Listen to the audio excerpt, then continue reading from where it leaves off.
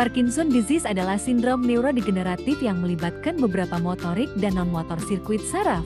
Hilangnya sel-sel neuron di area tertentu dalam otak, termasuk substansia nigra atau yang disebut black substance. Neuron di substansia nigra menghasilkan neurotransmitter pembawa pesan kimiawi yang memungkinkan sel-sel neuron untuk berkomunikasi, yang disebut dopamin. Etiologi, kontribusi relatif genetik, lingkungan dan gaya hidup merupakan beberapa faktor dalam patogenesis Parkinson disease. Pertama, faktor genetika. Salah satunya ALRRK2 sering terjadi di Afrika Utara. Mutasi alpha-synuclein tetapi jarang terjadi, GBA, gen Parkin, dan gen DJ1. Kedua, faktor lingkungan. Paparan pestisida atau pelarut dan cedera kepala berulang dapat meningkatkan risiko.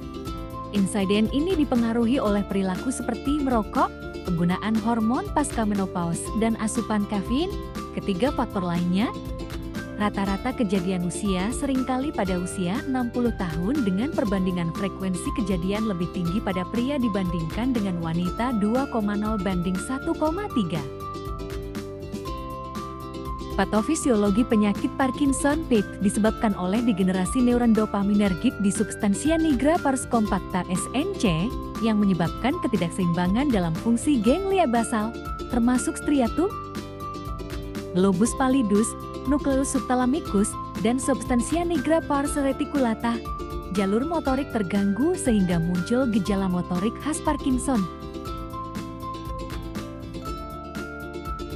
Pada striatum, neuron reseptor D1 mengaktifkan jalur langsung direct pathway untuk memfasilitasi gerakan, sedangkan neuron reseptor D2 mengatur jalur tidak langsung indirect pathway yang menghambat gerakan. Kehilangan dopamin menurunkan aktivitas jalur langsung dan meningkatkan jalur tidak langsung, menyebabkan bradykinesia dan rigiditas.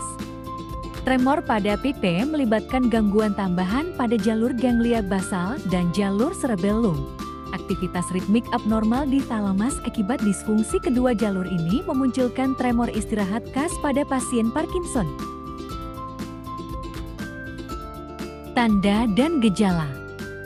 Pertama, tremor saat istirahat. Kedua, bradykinesia, perlambatan gerakan. Ketiga, rigiditas, kekakuan otot. Keempat, gangguan keseimbangan, postural instability. Kelima, gangguan berjalan, fascinating gait. Keenam, mikrografia, tulisan mengecil. Ketujuh, wajah mask-like, berkurangnya ekspresi wajah. Kedelapan, gangguan berbicara, hipofonia.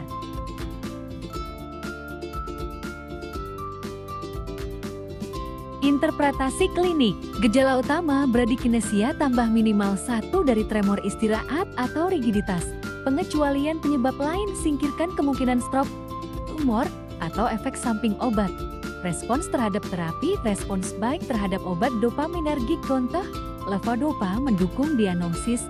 Pemeriksaan penunjang MRE dilakukan untuk mengecualikan kelainan lain.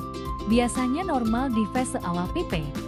Perjalanan penyakit bersifat progresif, dengan penurunan fungsi motorik dan munculnya gangguan non-motorik.